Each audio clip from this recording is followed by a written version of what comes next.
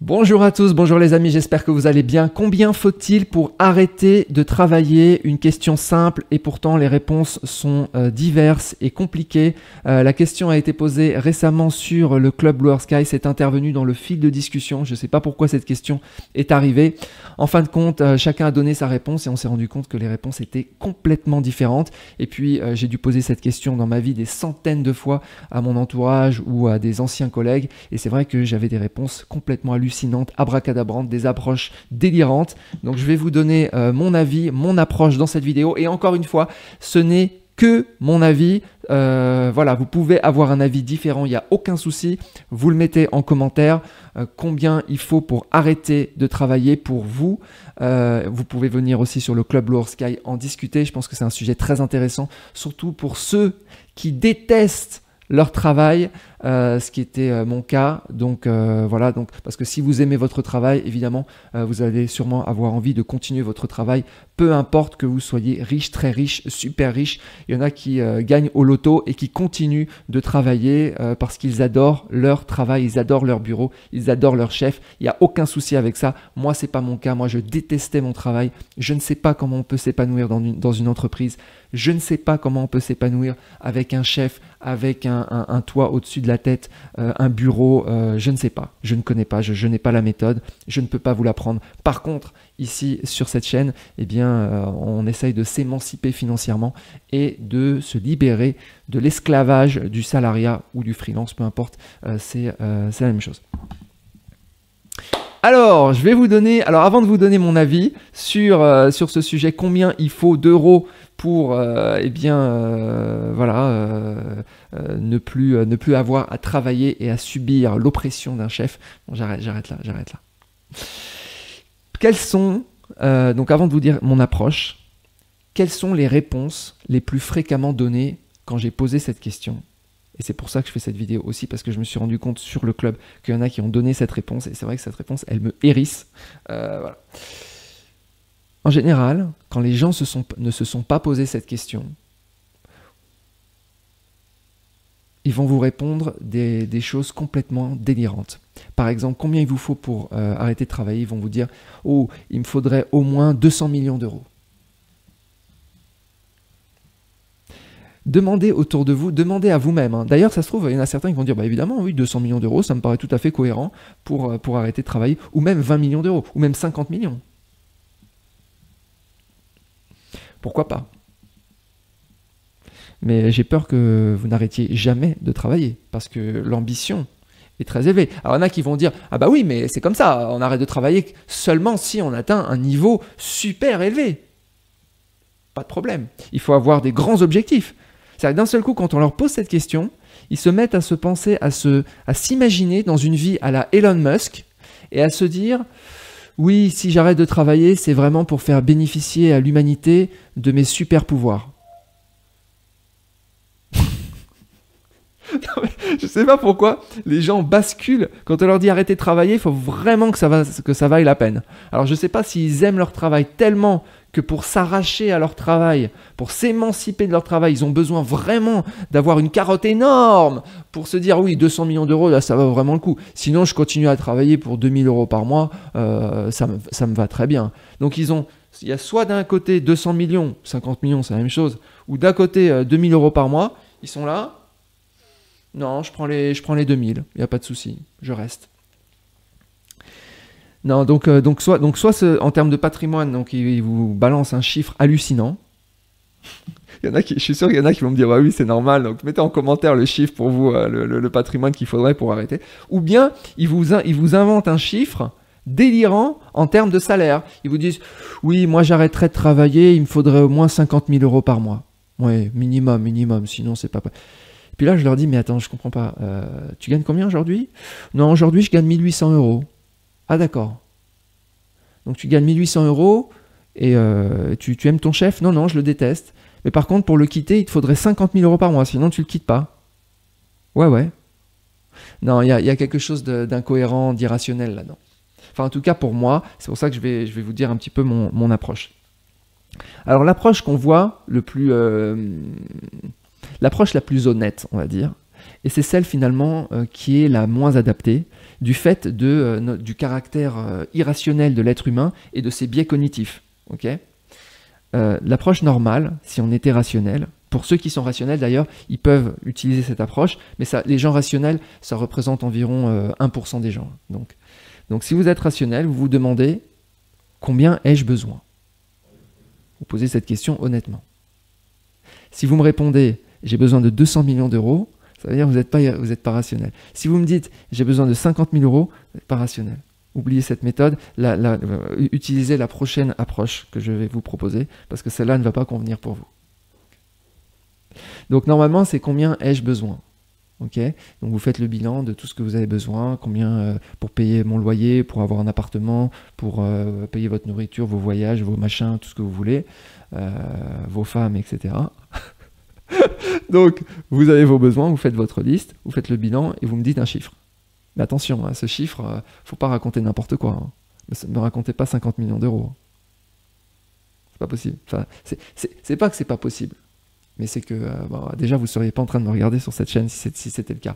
Mais si vous voulez, je suis pas en train de. Ici, on n'est pas en train de devenir des Elon Musk. Hein. On est juste en train d'atteindre l'indépendance financière et c'est tout. Hein. C'est un gentil projet. Hein. Je vous rappelle quand même, pour vous donner un ordre d'idée, parce que des fois, il faut remettre un peu de contexte. 1% des plus riches, des Français les plus riches, on est à un patrimoine de 1,5 million d'euros. Pour vous donner un ordre d'idée. Okay. Et pour vous donner un ordre d'idée, c'est que 90% des millionnaires en France ont entre 1 et 5 millions d'euros. Juste pour vous donner, pour cadrer le truc un petit peu, pour sortir des 200 millions d'euros et de la vie d'Elon Musk, des super-héros et compagnie. Okay. Sinon, allez bosser chez Marvel, hein, si vous faites ce genre de réponse. Et devenez un vrai super-héros. Donc, l'approche...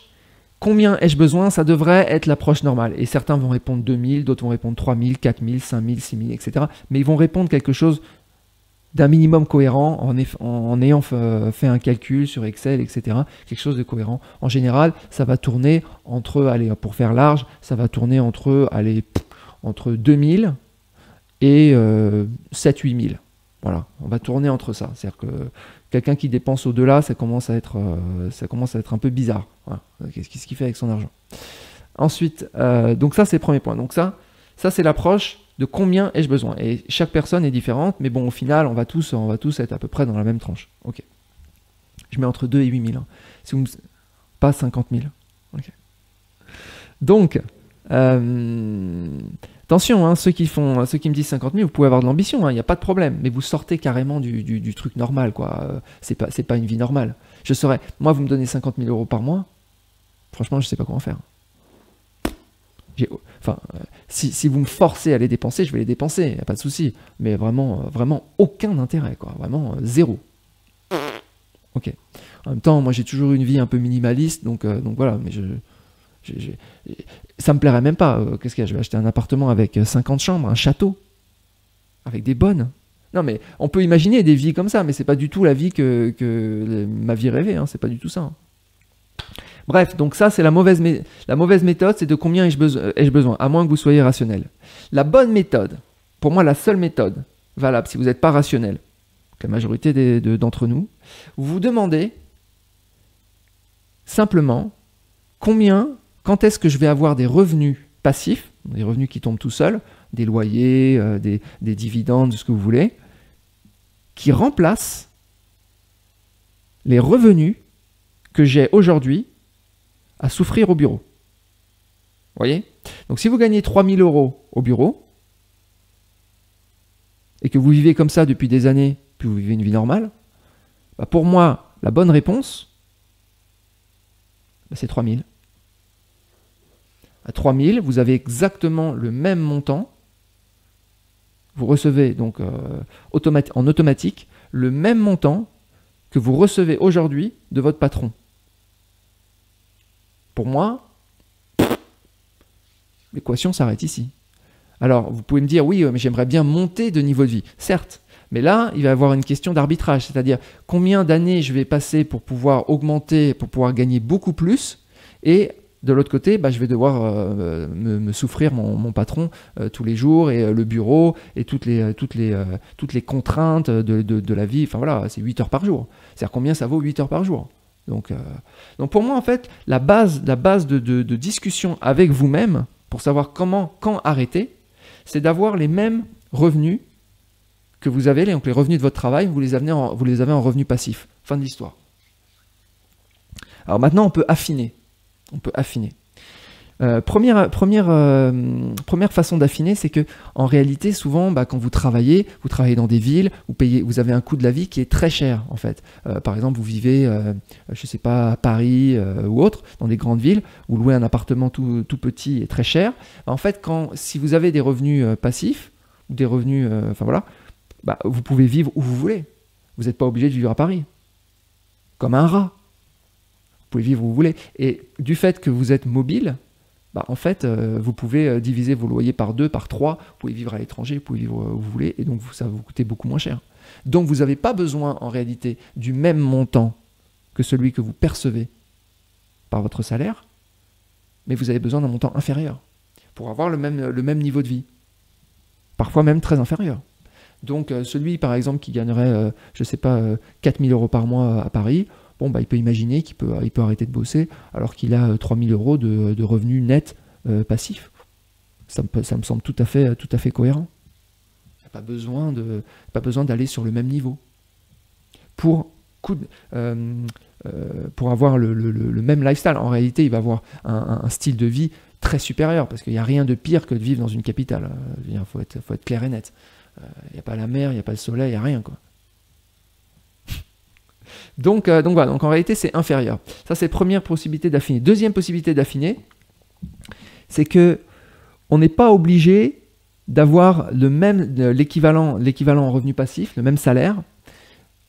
On peut avoir beaucoup moins parce que déjà, on va continuer à faire une activité qui nous plaît, qui va être peut-être faiblement rémunératrice. Okay, elle va compléter les revenus passifs qu'on a déjà. Mais quelqu'un qui gagne 4 000 € et qui a 2 000 € de revenus passifs, il peut se dire j'arrête. Donc il a 2 000, il a la moitié de ce qu'il avait en salaire, ok, mais il va continuer à travailler, à faire des choses. Et ces choses-là, elles vont peut-être lui rapporter, je ne sais pas, 500 000 €. Au final, il va atteindre 3 000. Voilà, il peut partir avant, tout en sachant qu'il va continuer à faire une activité, mais une activité qui lui plaît, qu'il peut faire à distance. C'est pas du tout incohérent. Donc ça, c'est la deuxième possibilité d'affiner. Troisième, c'est un affinage à la baisse. Et troisième possibilité, c'est le coût de la souffrance, en fait. C'est-à-dire de se dire, ok, je gagne, 4 000 € en allant bosser tous les jours, 8 heures par jour, mais en étant complètement libéré de ça et en étant en vacances, ça a une très grande valeur ajoutée. Au final, c'est quoi le coût de la souffrance de travailler au bureau, quoi? Peut-être c'est 1 000 €, peut-être c'est 2 000 €. Donc il y en a qui vont carrément jeter l'éponge, un peu comme les gens posent leur DEM. Des gens qui vont partir alors que ils ont quelques revenus passifs, mais c'est juste suffisant pour avoir une vie correcte. Mais ils sont très contents parce qu'ils voient plus la tronche de leur patron, de leur chef, les réunions, les machins, les bidules, le bureau, le masque. Moi j'avais le masque au bureau. Donc voilà les amis. Ok, donc c'était juste mon avis. Vous voyez l'approche un peu différente, une approche par clause de remplacement en fait, plutôt qu'une approche à de combien j'ai besoin, qui est l'approche on va dire standard, mais qui me semble assez. Quand je pose cette question, j'ai souvent des réponses tellement hallucinantes que je pense que simplement en me disant ok, regardez votre vie actuelle, si vous aviez plus à travailler en continuant la même vie. Est-ce que c'est jouable? Et c'est un petit peu ça dont j'ai voulu parler dans cette vidéo. Voilà, n'hésitez pas à mettre en commentaire quel est votre point de vue. Il n'y a pas de souci à avoir un point de vue différent. Je vous souhaite une excellente journée. Je vous dis à bientôt. Ciao.